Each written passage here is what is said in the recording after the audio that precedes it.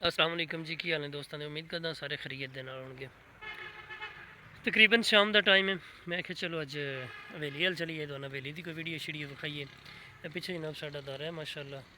यह जगह जी इत्थे सी दारा यानी कि फ्रंट इंदा सामने मेन रोड वाली साइड ते, इंदी बैक साइड ते खड़ा वां। ते इत्थे सी लंगर पानी, यानी कि अगर कोई खुदा ना खास्ता फौतकी हो गई है, खुशी का मौका है, तो इत्थे फिर रोटी शोटी पकाई दी है। तो मुकम्मल यानी कि इत्थे सैटअप वाह जगह बनाई है, ढेर सारी जगह। तो माशाअल्लाह नाल ही साडी हवेली अगे। तो यह जनाब हूँ बैक साइड ते तुहानूं माल नज़र आ रहा होना, ये साडी हवेली है। हवेली दे सामने यानी कि दारा दे सामने हवेली। बहरहाल जी मुख्तसर जी गल करां कि अगे TLP के हवाले दे नाल, फलस्तीन के हवाले दे नाल बाबा जियां वीडियो बनाइयां न। अल्लाह पाक साडी काविश नूं कबूल करे।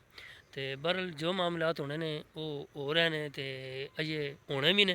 तो अल्लाह पाक खैर फरमाए। बाकी सब जेड़े भाई साडे जेलों में ने, अल्लाह पाक उन्होंने आज़ादी नसीब फरमाए। तो बाकी तुम बेहतर समझ गए ने। जनाब हवेली आ गया। मैं चलो तुहानूं हवेली शवेली विखाइए। दरवाजे चो इंटर हो गया अंदर। तो मेरा दिल हुण बैक कैमरा मैं ऑन करा, क्योंकि फ्रंट तो जड़ा नहीं वो सारिया चीज़ां फिर सही नज़र नहीं आनियाँ। लो जी आगे बैक कैमरा जनाब है साढ़े डंगर जनाब माशाअल्लाह चेक करो कैसे ने। कमेंट दे जरूर दस्या जी। इजाज़त दो मेरा दिल। अल्लाह हाफिज़, अल्लाह निगहबान। चैनल ने सब्सक्राइब करना ना भूलिया जे।